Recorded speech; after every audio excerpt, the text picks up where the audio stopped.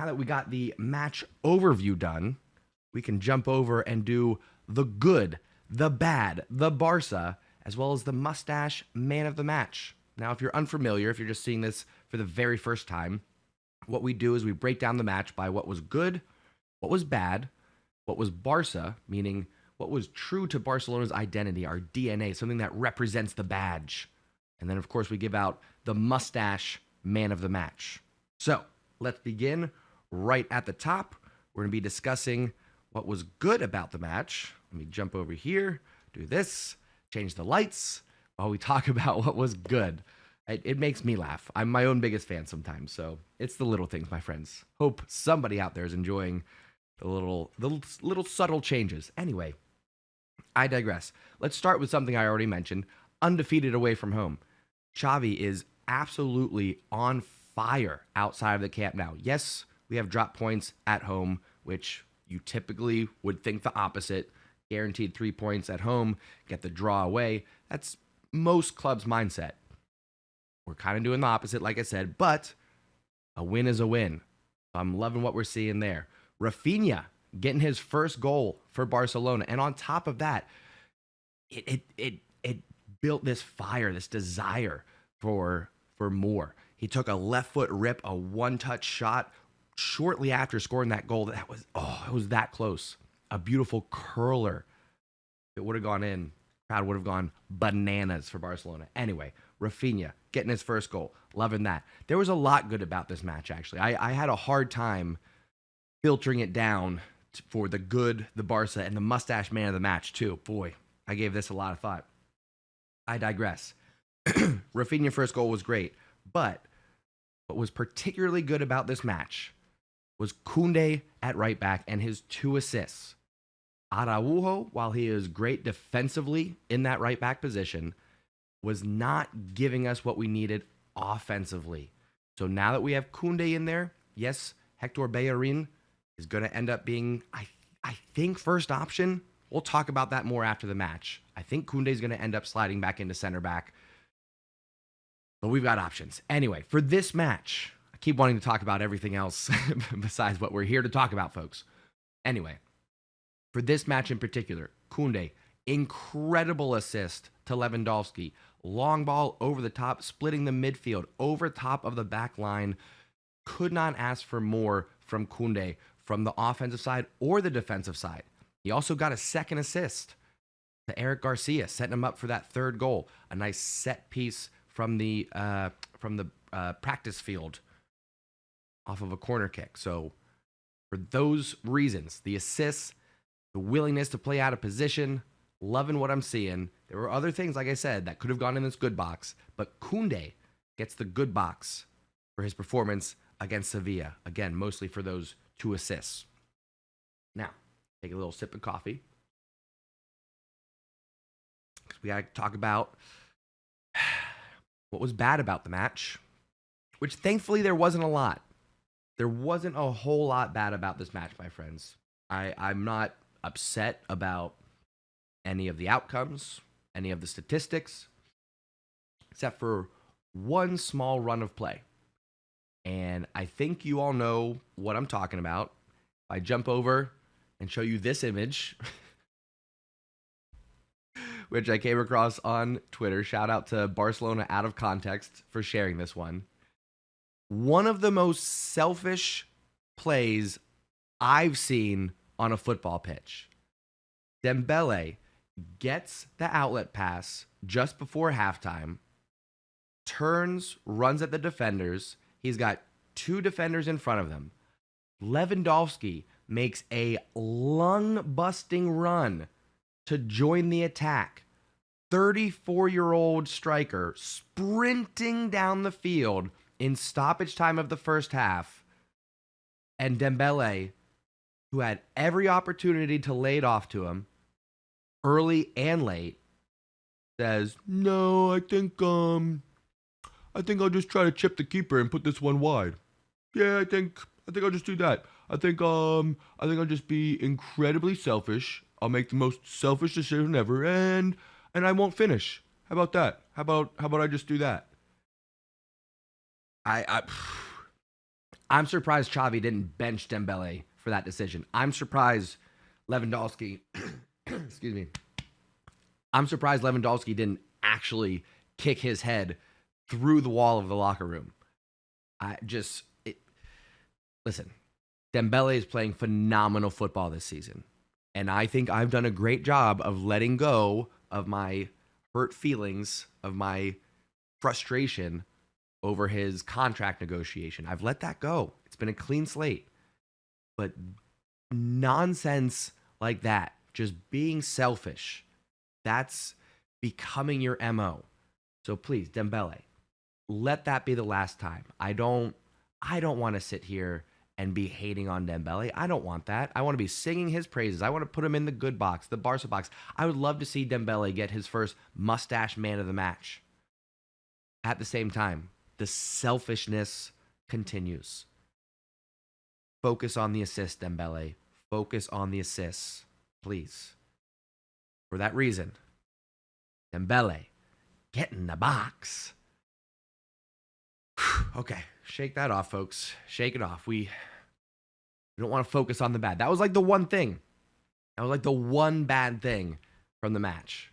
Everything else, amazing. Very happy with the performance individually, collectively. Love what I was seeing.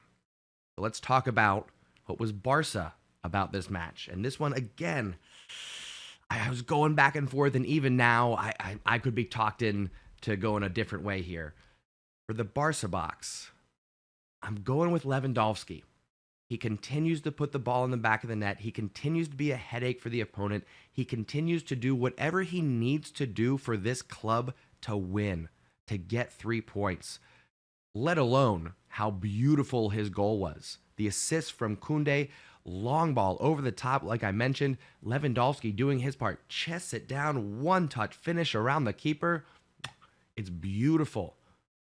Having Lewandowski up top, just his presence alone opens up opportunities for Rafinha, for Dembele on the wing. Even if Dembele doesn't use him, whatever, we're over that.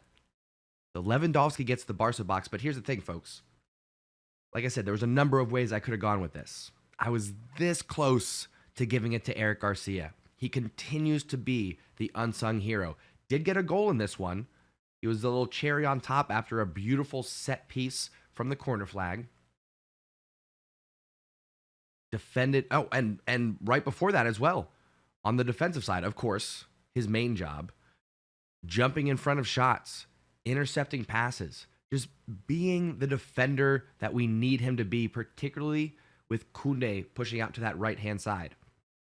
It's going to get very interesting here in a couple weeks when Hector Bellerin is settled in and he becomes a right-back option. Do we go with him and slide Koundé into the center, and then who loses their position? Garcia or Araujo? Who knows? Those are conversations for another time. But what I do know right now is that Eric Garcia is doing everything he can to leave his mark, to make his claim for that center back position. So while he didn't get it this time, Eric Garcia will say honorable mention for the Barca box. Speaking of honorable mention, as we get into the Moustache man of the match, it's worth pointing out someone who is, we'll say, runner-up. One of the runner-ups, I'll say. Start with Gavi. Tremendous performance. Actually got the broadcast man of the match. No goals, no assists, but he did play 92 minutes, 61 touches, 90% passing accuracy, 40 of 44. Only one key pass, which is why I was a little bit surprised to see him get the man of the match. Did have 2 successful long balls, 1 dribble, 8 duels won. I think that's what got it for him. 8 duels won.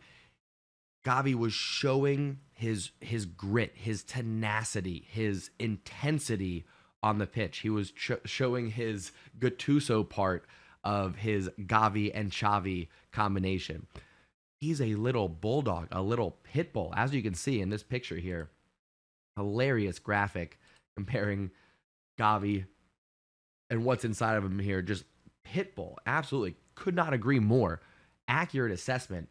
So Gavi, honorable mention for Mustache Man of the Match because I got to shout out somebody else here. I got to give recognition where it's due. If not, excuse me, wrong button there. If not for our big German keeper, this match would have been 2-2 going late into the game. Who knows how it could have turned out?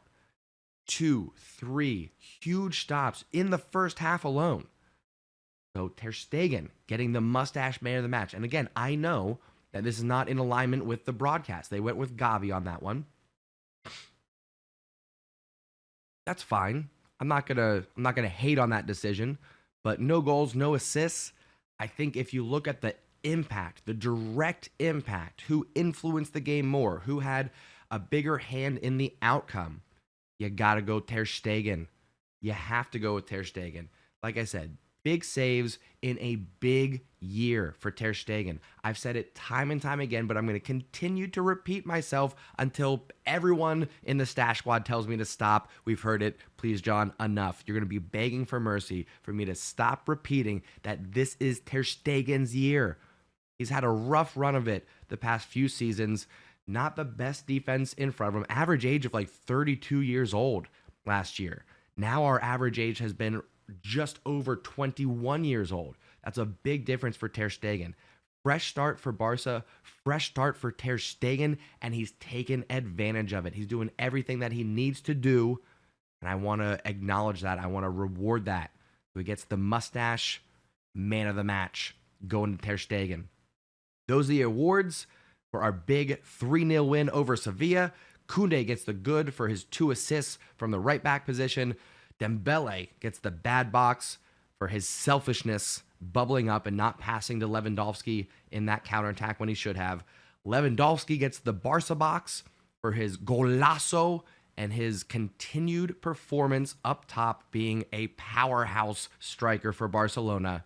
But Ter Stegen comes away with the Mustache Man of the Match, keeping the clean sheet away from home. Barcelona continue to dominate outside the camp now, and we are pushing our way up the table now. If you jump over and take a look at the live table, we are just 2 points away from Madrid, going into more September matches. And then in October, we have our first El Clasico. So Barcelona coming together nicely. Chemistry is there. The goals are there. And now we're getting the results. So more to come. Let me know what you think. Whether you're watching this on replay or live, I'm going to turn to the chat, say my good mornings, get your thoughts. But I want to know your thoughts as well. If you're watching this on replay, let me know down in the comments. What do you think about the good, the bad, the Barca? What did I get right? What did I get wrong? What would you change? And we'll keep this conversation going, my friends.